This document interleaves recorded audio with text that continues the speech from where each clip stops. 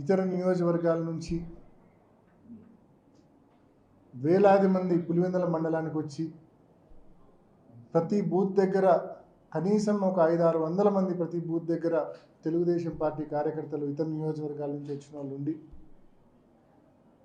Polling ఏజెంట్స్ను లోపలికి పోనీయకుండా agent forms చింపడము, vote వేయడానికి వచ్చిన ఓటర్ దగ్గర ఓటర్ స్లిప్స్ లాక్కొని వాళ్ళే లోపలికి వెళ్ళి దొంగ ఓటు వేయడము, ఏ రకంగా ఈ తంతంతా నడిచిందో జరిగిందో నిన్నంతా మనం చూసినాం. మరి ఈరోజు నిన్న మిడ్నైట్ అంటే అర్లీ అవర్స్లో ఉదయం 2 గంటల పైచిలుకు సమయంలో రీపోలింగ్ పేరుతో ఒక ప్రొసీడింగ్ ఇష్యూ అయింది. ఆ రీపోలింగ్ కేవలం 2 బూతుల్లో మాత్రమే, అచ్చివిల్లి అండ్ కొత్తపల్లి, ఈ 2 బూతుల్లో మాత్రమే రీపోలింగ్ అని చెప్పి మేము ఎన్నికల కమిషన్ను చాలా స్పష్టంగా అడిగాం. 15 బూతుల్లో రీపోలింగ్ జరపాల్సిందే,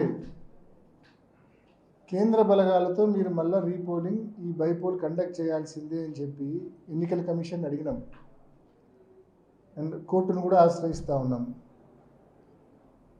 కేవలం కంటి తుడుపు చర్యగా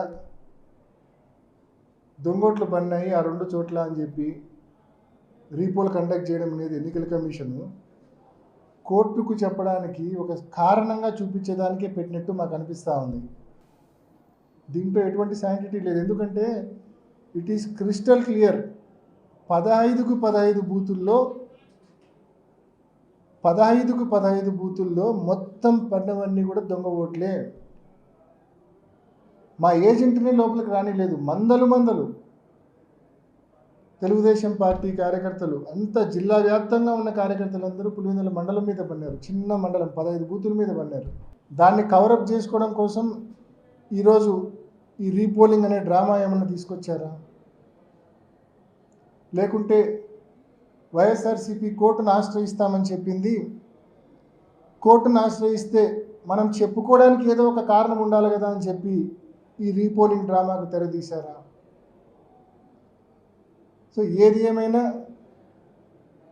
15 బూతుల్లో కేంద్ర బలగాలతో రీపోలింగ్ జరపమని చెప్పి ఇప్పటికే మేము ఎన్నికల కమిషన్ అడిగాము, కోర్టును కూడా ఆశ్రయిస్తూ ఉన్నాం. మరి తప్పకుండా మా స్టాండ్ అదే.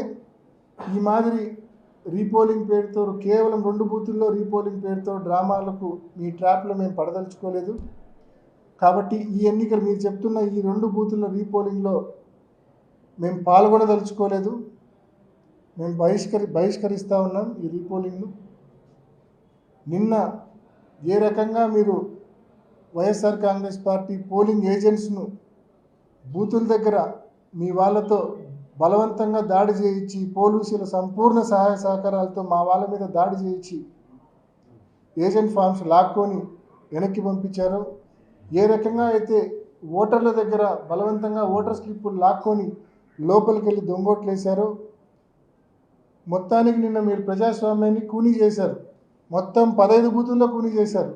తర్వాత ముఖ్యంగా నిన్న జెడ్పీటీసీ ఎన్నికంతా కూడా ఎక్కడ ఒక చిన్న అవాంఛనీయ సంఘటన జరగకుండా, ఏ సంఘటన కూడా అలా ప్రశాంతంగా జరిగిపోతే, ఎక్కడ ఓటింగ్ అంతా ప్రశాంతంగా ప్రజాస్వామ్యబద్ధంగా జరిగింది కాబట్టి మేము 100% ఓడిపోతామని చెప్పి దానికి ఎన్ని సాకులు కావాల్సింటే అన్ని సాకులు ఎలక్షన్ కమిషన్కు 100 కొద్దీ, ఆ తర్వాత మెయిల్స్, అలాగే వాళ్ళ పార్టీకి చెందిన కార్యకర్తలతో అందరితో అంటే కావాలని మేము ఓటేను పోయలేదనేది ఇట్లా వీడియోలన్నీ కూడా తీపిచ్చి వాళ్ళు ఇష్టం వచ్చినట్టు చేయడం, ఇదంతా జరిగితే అన్నీ కూడా పరిశీలించి వాళ్ళు ఎలక్షన్ కమిషన్ వాళ్ళు 2 చోట్ల ఏదో వాళ్ళకు ఇబ్బంది అని అనిపించిందో ఏమో, అతను 2 చోట్ల అంటే polling booth number 3, polling booth number 14 అంటే అచ్చివెల్లిలో ఒక పార్టు, తర్వాత కొత్తపల్లిలో ఒక పార్టు, 2 పార్ట్లు పోలింగ్, ఆ తర్వాత మళ్ళీ రీపోలింగ్కి అనుమతి ఇచ్చారు. ఆ పోలింగ్ కూడా ఇప్పుడు జరుగుతూ ఉంది.